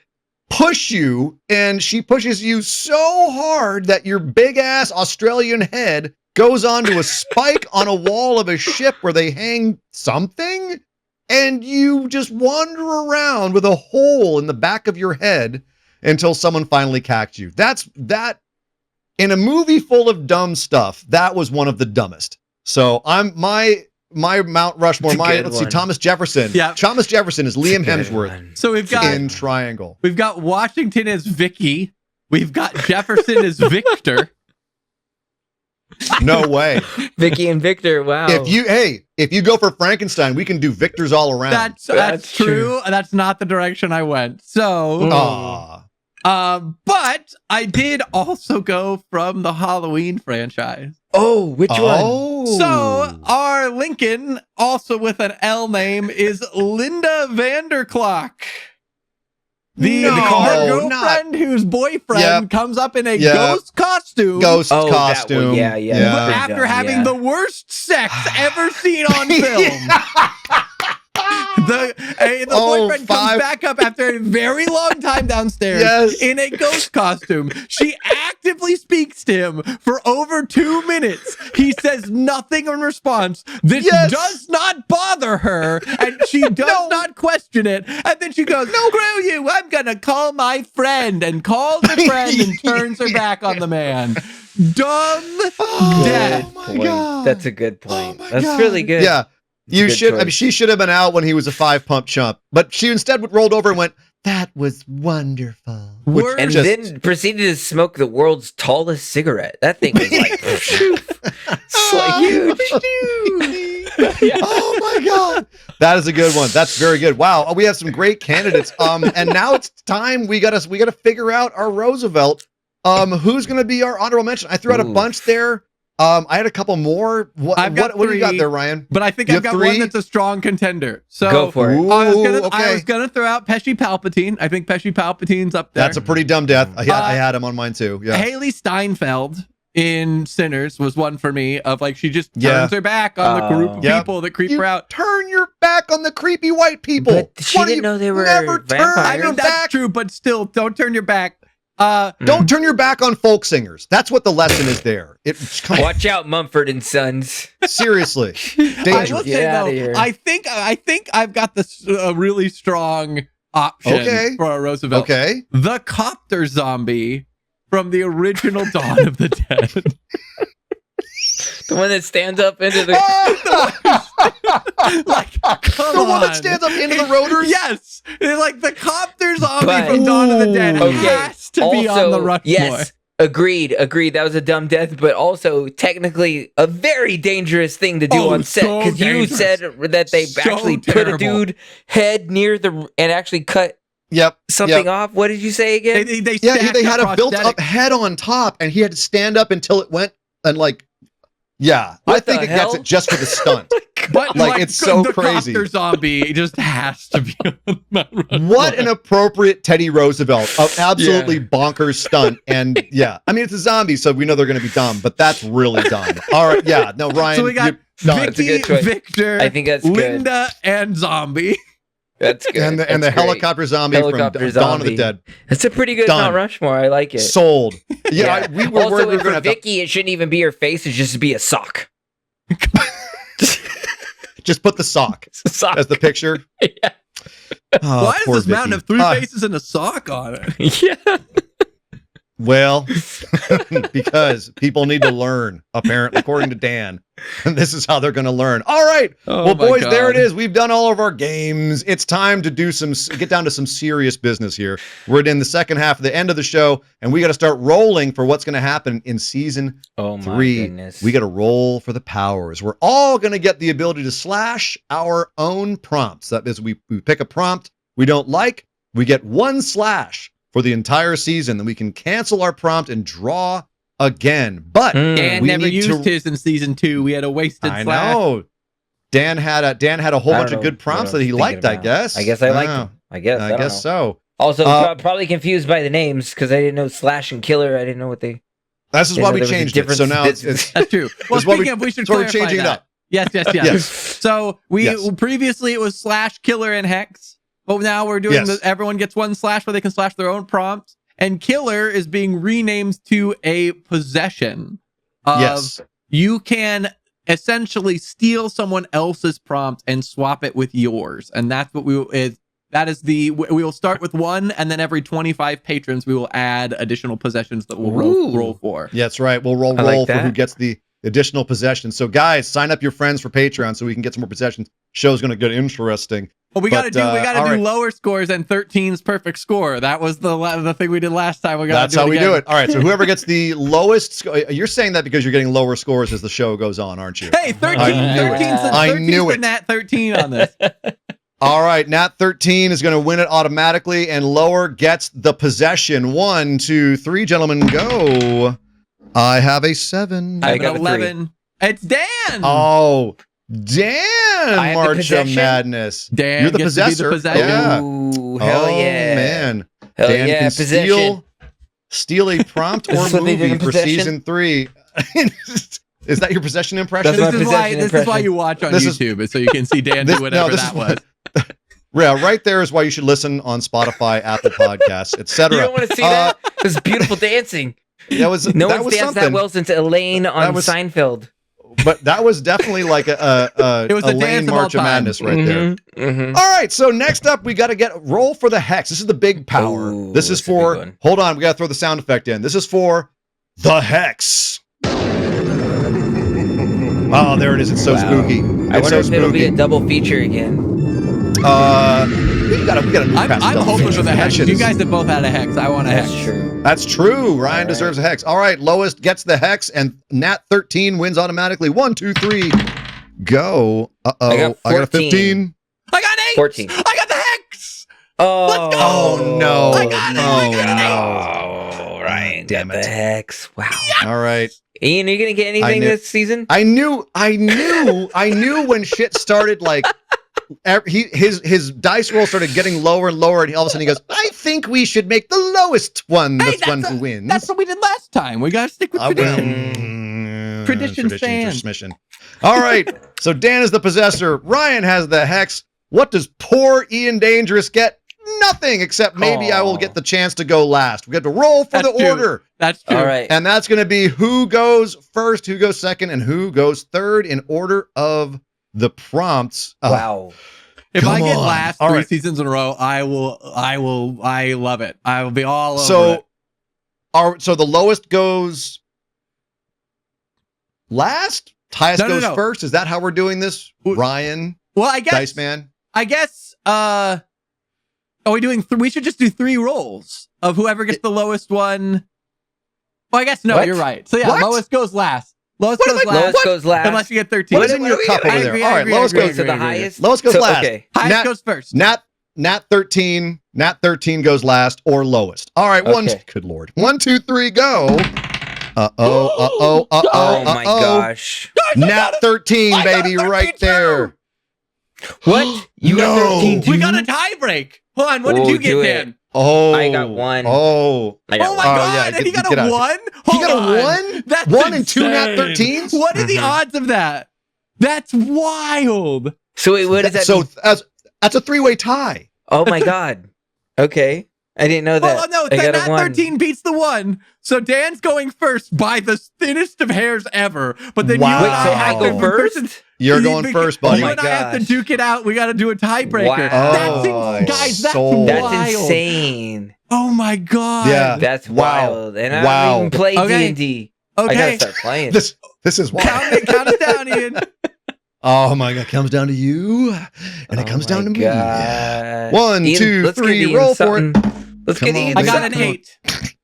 I got a 17. Ryan goes last again. This is the best season God ever. damn it. I get the hex and I get to damn go it. last. Incredible. Oh my god. Wait, Ian, you have no. You I got go nothing. second. Again. And you go second. Again. And you. Two And seasons but in a row. also, can we give a shout out to poor Dan rolled a 1 and still Yeah. managed to get last? My god. All right, that's a wait, so That how is does the this most work? wild wait, roll the I've order ever is what? seen. Ryan? No, or me No, first. it's you. You go Ian, first, Then it's I the go same second. as this season, isn't it? Or is it the first season? no other way around. I was It was same same as the first season. Yeah. We're going back to first season order. All right. All me, right. You- Ian. But Ryan. unfortunately, Dan, that Means I have to choose right now when we choose. We're all going to draw prompts right now. Are for we drawing season prompts 3. now, or when are we Well, let's- changing well, our what we should ranking of a do- movie? Is that after we choose our movie? We gotta do our resurrection score still. And Yeah, we're we gonna still do gotta that. do that. we should. When do we do? I want to do our season 3 previews. We've got news to share. Oh my At gosh, the end? so Oh, no, much at the stuff end, baby. going We're on. Okay, at the end. We're Fine. saving the Okay. delicious news for the end. The So, yeah, delicious let's news draw- at the Well, end. then- Let's draw. Dan, Let's Dan draw at the our start. prompts. Let's draw Okay. our prompts. We'll do our resurrection score. We'll re-rate a movie, and then we'll do our news, and then All we'll let right. y'all go. And so we'll I'm see you in season choosing 3. now. Am I choosing first? We're all going to go into our buckets Okay. of the beast. Oh, we're doing it and all we're at the all same going time. to choose. Well, We're all choosing a prompt. I am debuting a brand new bucket. As am I. The Oh. DeLorean is going away. It's not horror, so I brought in a horror bucket. All right, let's see the new bucket, Dan. Bring it out. Bring it out. Bring out the bucket. It's Yeah. Sinners. Hey, Sinners bucket. Popcorn bucket with Nice. the brothers. Very cool. And I mean, if this is aired after the Academy Awards, Awards, so hopefully Academy Awards, this that's what guy it will be, has yeah. won Best Picture. I mean, maybe That's this right. guy's won Best Actor. Hopefully, he's won Best Picture. I hope Best so. actor Michael B. Jordan and best actor Michael B. Jordan. That's right. Yeah, both that's, of them. Both of them right here. There they are. Well, Dan, it's Both time. actors. Uh-oh, Here we go. Ryan, I do you have an also- announcement? have a new box. Oh, What is that? A It's coffin? a coffin that is tiny. Oh, that has that's all of my beautiful. props. in it. Wow, it's so They're, like, pretty. stuffed. I love it. There's stuff It's not in that there like bad. you're sending something They in the mail. are. It's to be fair, the last if one you're- I had so much space, and so this That's one true. I was I like, have a I'm gonna lot make of it a little space bit in mine. more. Look at this. Look at this. That's what Look happened at to all me. of them So down I've got this one Yeah. instead. Oh, But now All I've right, got a shake it horror up. themed one, and if I'm you all are it can listening- just sit on my desk. If Shake you're it. listening to this on your podcast app, Ryan's coffin is like the size of his hand. It's tiny. It is. It And is he's- I almost don't know- exactly the size of my hand. I This is- can't it is believe a you tiny got coffin. 666 words and phrases in there. But all right, it's time to draw our prompts. All right, Dan am will I then have first? to tell us. Yeah, you're going to have till the end of the show, so we'll give you a little time to think about Okay. it. But all right. Do I get to choose and share what I'm choosing right now? you Yeah. get some time to think about it, and then you get to share at the end of the show. So we will. Oh, so I'm okay, choosing he's right not now. revealing. Though. I'm We're gonna choosing choose right now. reacting, but I'm not telling anybody. Well, we're telling each other what our prompts are. Okay. Oh, that but then you're was- gonna tell okay. us. I was with the. I was with Dan. It was here we go. unclear. All right. Ladies Here and we go. Here's gentlemen, my prompt. We're a professional show. We promise. We're a professional All right, pick show. the prompt. I have a I've I have picked a my piece of paper prompts. in my hand. All I'm right, putting away the bucket. Go I have first, one piece Mr. of paper. Dan. I haven't looked at it. March I'm of looking Madness. at What it you got there? now.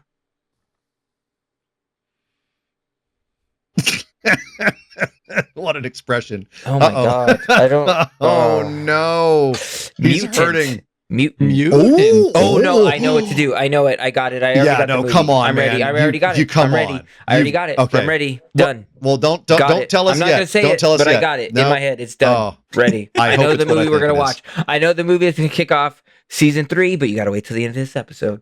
Oh my god, I can't wait. Mhm. Mine is Twisted. Ooh. Twisted. Ooh, That's a Twisted. good one. I love that because it can be widely interpreted. And Resurgence? Resurgence. What the hell is that? What are you gonna do with Resurgence. resurgence? Good luck That's a looking good for that on question. Google. Yeah, that's going to be a fun one to plus research. horror. I'm so curious Resurgence. what that's gonna. Wow. I'm glad. Well, I didn't there we go. first, gentlemen. Oh yeah, my. I bet you are. You would have been screwed. All right, we got 3 great prompts coming up to kick off season 3. Oh We'll my. find out what we're watching for our first movie at the end of the show here. Where Dan will tell us what we're going to be watching for the prompt, Mutant, which is that's a sick prompt. But before then, it's time, boys. We've been waiting. We get to re-rate one of the movies that we have watched on this show so far from the beginning. What are we up to? 58 movies now? 60? Wow. No, It's more than that. 58. 58. Oh, yeah, no, 58 movies.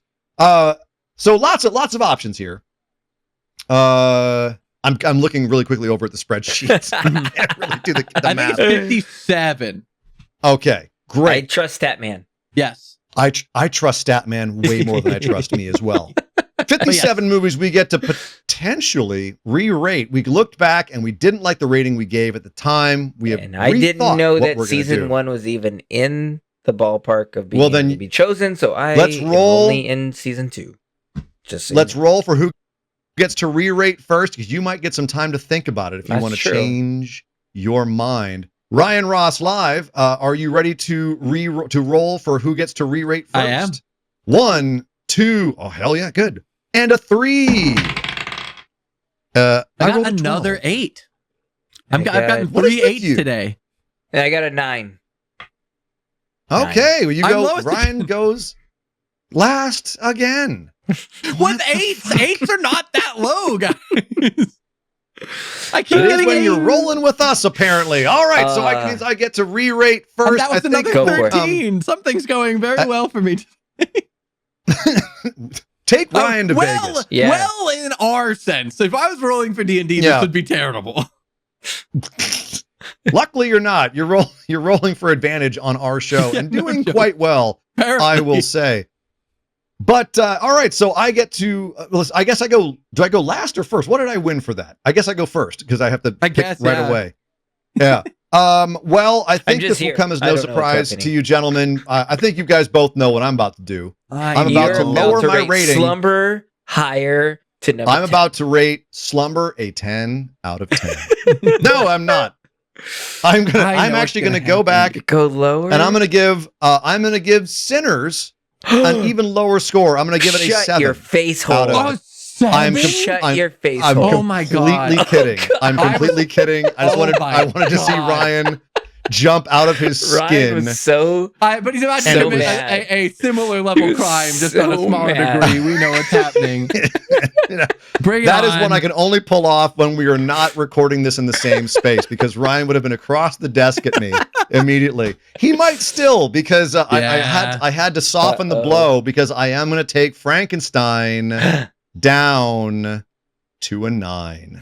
boom. See, this is what I was getting at earlier in the episode when Yep. I was talking about You were- Frankenstein. I knew this that was now coming. with time, I think You- things have changed. Yeah, you Yep. were right, Dan. And honestly, I didn't want to blow this in that segment when you called me on it, but I explained it right then. I don't have to explain it again. Like I still feel it's a fantastic movie, one of the best movies of the year. It's going to be a comfort film for the rest of my life. It's not a 10 out of 10. It's a really good movie, but man, we were really high on Euphoria when it came out. It is lower than Psycho. a 9. Yeah, I'm afraid Psycho is a better movie than Frankenstein. Psycho's really good. But yeah, there we go. Wow.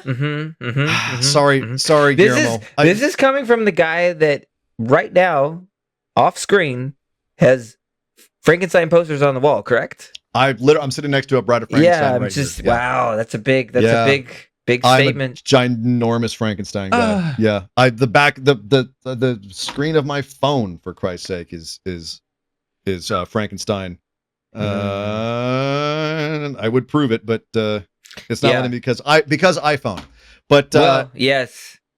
No, but all right, good. so I have re-rated Frankenstein. Who's going second, Dan? I believe it's you. You have to re-rate. Oh, it is me. It is Ryan once again with the roll mastery. Okay, so over there. I'm gonna have an honorable mention. I guess you've spurned an honorable mention of Frankenstein. I would actually lower it as well from a 10 down to a 9 too, because I think I was overcome by the sensational, like, oh, it's a bit, but after thinking about it, it didn't move me in the way that other movies have. So I don't think it's the perfect film. But the one that I do want to focus on is I was too harsh on the Beyond.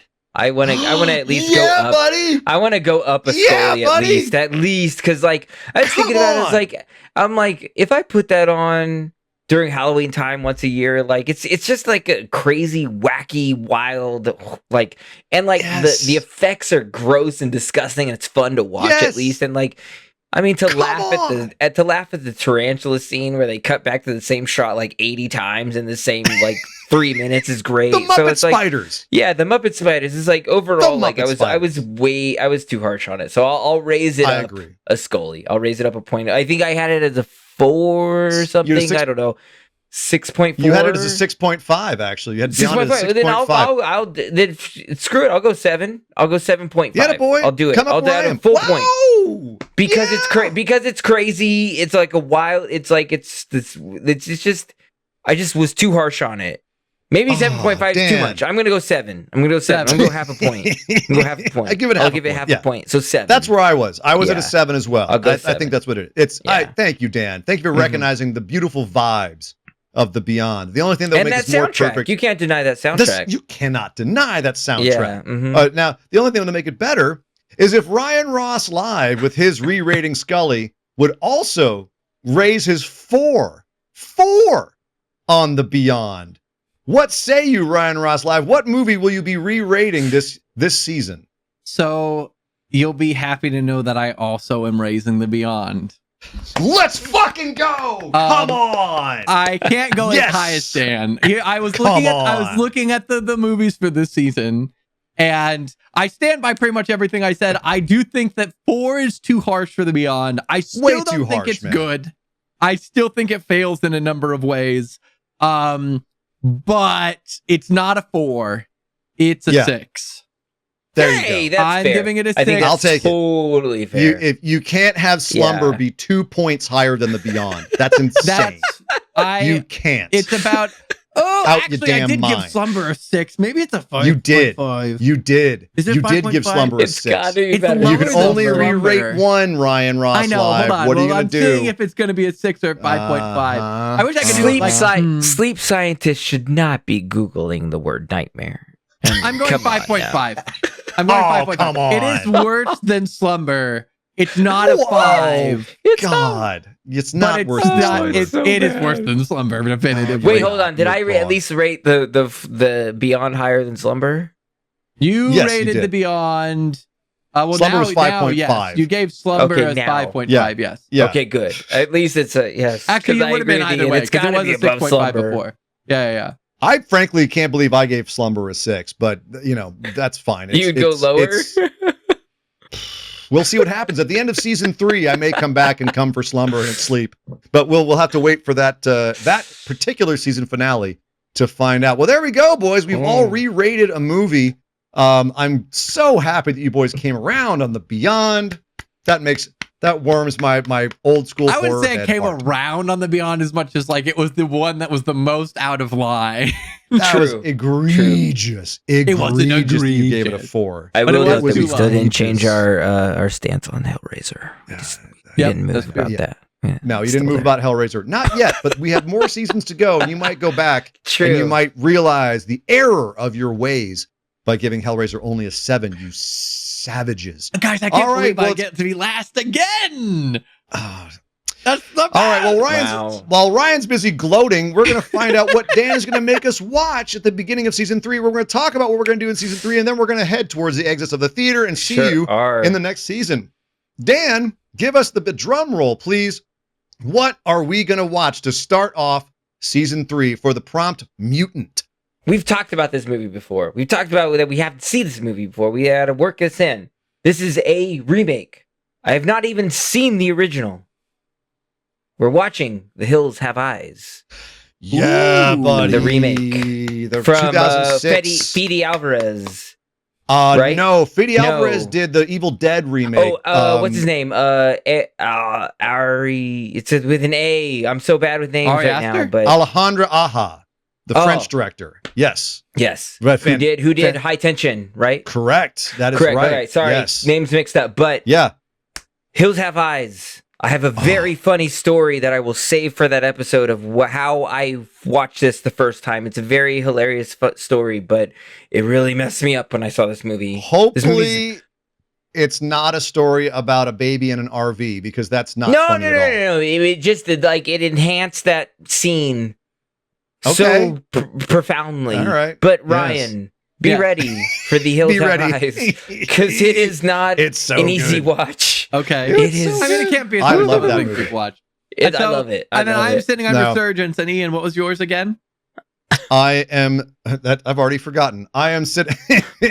I'm sitting on Twisted. Twisted. That's right. Twisted. Ooh. Twisted. A very Aladdin. I'm not. Yes.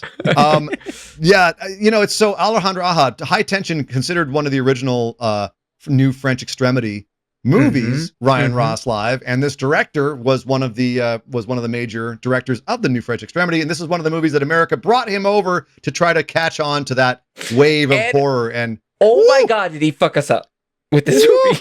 Jesus. he Okay. did. Oh, he did good things. He did good. He did amazing things. And you can go back and listen to one of our previous episodes where I make a joke about this movie, and then you'll understand the joke. All right, so let's do a little bit of a preview of season 3. What we have coming. We're gonna basically do this. We're gonna keep rolling in the way that we do already. We feel like we've got the show pretty much dialed in, but we're gonna add a couple of things. We're gonna start doing a little time for Dan to get some shit off of his chest. We're gonna do the March a Minute. So Ryan Ross live, if you would please, we're gonna do the inaugural March a Minute right now. Not only is Ryan Ross live our stat man, he's also our time man, our clock man. All right, Dan. ready Time for a minute. starts when Okay, you start I'm ready. talking. When? All right, Right Ryan. now? Ryan's got the clock. Once you Dan, start when you talking, start I'm going to hit it. your minute rant, we're gonna get our first March a Minute underway. So Dan, take it away. Okay, so I mentioned this episode. I talked about this previously. And I feel like I was a little too harsh on this. So I just want to go take this minute, and I'll probably, as the new season comes around, I'll probably be a little bit more prepared for this. This is like all already. 45 I don't even know where seconds. I'm at with the time. With 30, how much time? 45 seconds left, Dan. Okay, 45 seconds. Okay, so I gotta say I was too harsh on Scream 7.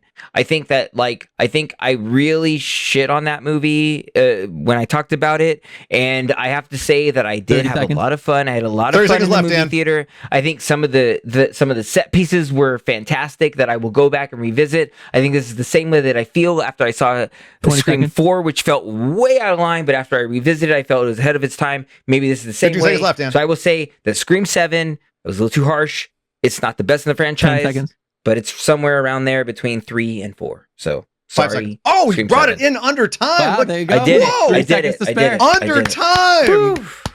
That was Oh, tough. the first March a Minute. The first 30 seconds unprepared. felt like a waste of time, but I kind of picked it up that last 30 seconds. So Unprepared, but man, you Unprepared. nailed the minute. You imagine what you're going to be like after season 3, where you've really Oh got my. like 20, you got Dialed 25 in. March He's a gonna minutes know. I'll be ready. Woo! We're ready. Fired We'll have up. notes And on ready to top go. of the March a Minute on every episode, we're also going to be doing some news updates, horror news at the top of every episode, so that we're going to be doing whatever's been happening in horror the week that we're doing the show, so we can try and get some relevant information into your horror heads out there. So looking forward to both of our new little segments on our show. And also, as we mentioned earlier, we're going to have some more bonus content. If you are a patron, you're going to have more opportunities to kill us. We're going to do some more live streaming of horror games, including more Dead by Daylight, Dead by Dawn. Dead by Daylight. Dawn. Dead by Daylight. That's, Dead by that's Daylight. evil. That's Evil Dead. It should be There's Dead by Until Dawn. Dawn. Until Dawn's a different horror game. Until Till Dawn. Dawn.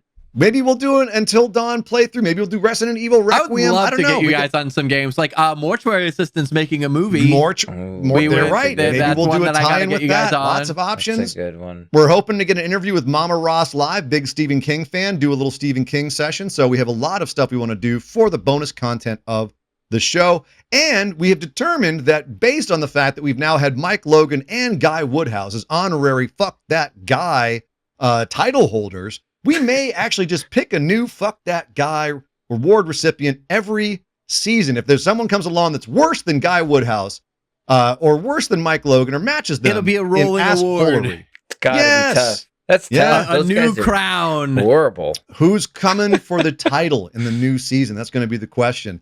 Well, it might last the season. And they got to up the previous one, so we don't know how long any reign will Good hold. point.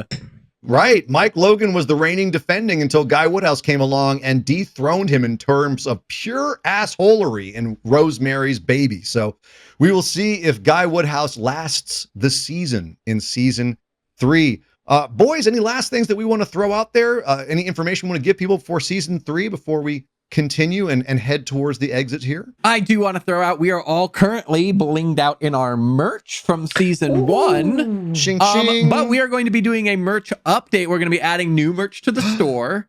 And in addition to adding new merch to the store, we have decided as a group that we are going to make the merch a little bit more interesting and a little bit more exciting. So for the duration of season 3, all merch from previous seasons and new merch will be available. But at the end of season, starting with the end of season 3, we are going to shutter merchandise that has been available up until that point, so that every season we will have new merch available, including I'm going to be updating things like the tour t-shirt for every given season, et cetera, et cetera. But then we are going to lock the previous merch away in the vault. So if you want to get merch specifically based off of a season or based off of something that you see, we're going to try and make rolling merch based off of different gags we come up with. We're going to be making some Fuck That Guy stickers, for example.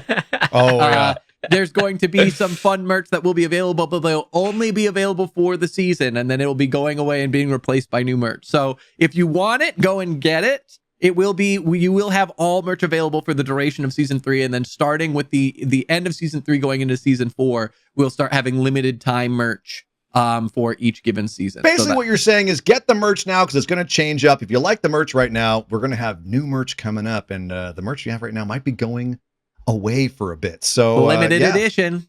And we're having new logo stuff. We have a lot of stuff going on. We're going to try and blow this up. And that being said, if you're out there listening to this show, help us out, man. Go tell everyone you know to come check out This Is Why You Died. We're on the upswing. We're on the up and up. We're going to try and make the show bigger and better as we go. Every season, we're going to try and improve and get better and get bigger. So tell everyone you know, please send them our way. Make them part of the community. We love to talk. Send us your feedback. Let us know what merch you want, for example. Yes, Mr. Russell. And we've talked about how we're on all various socials, but what people may not know is that we actually do little clip highlights of the episodes 3 times a week on social. So if you like Instagram Reels, if you like YouTube Shorts, whatever, if you like TikTok, whatever app you like, you'll be able to find more of us there. And if you want to kind of see little teasers for the show, or if you want to get a brief highlight if you haven't had a chance to listen yet, or if you want to relive some of our best moments episode to episode, that's all there. And then, as we said, we've got our checkpoints for the Patreon.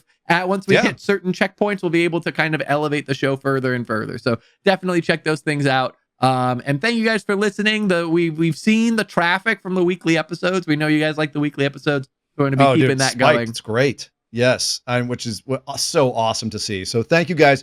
If you made it this deep in the season finale, all the love to you. Yeah. All the love to you. We appreciate you very, very much. And boys, I think that's it for season 2. Dan, you got one more thing to say? Let's go, buddy. I just think that it's, I feel very fortunate that 3 of us get together weekly and get to talk about horror, something that I love, something that I grew up watching that I never thought I'd get to share, as much as we frequently do and share with the community. So I'm just really appreciative of you guys, really appreciative of our community, and, really help us out by sharing our socials, sharing everything that you can with friends and family.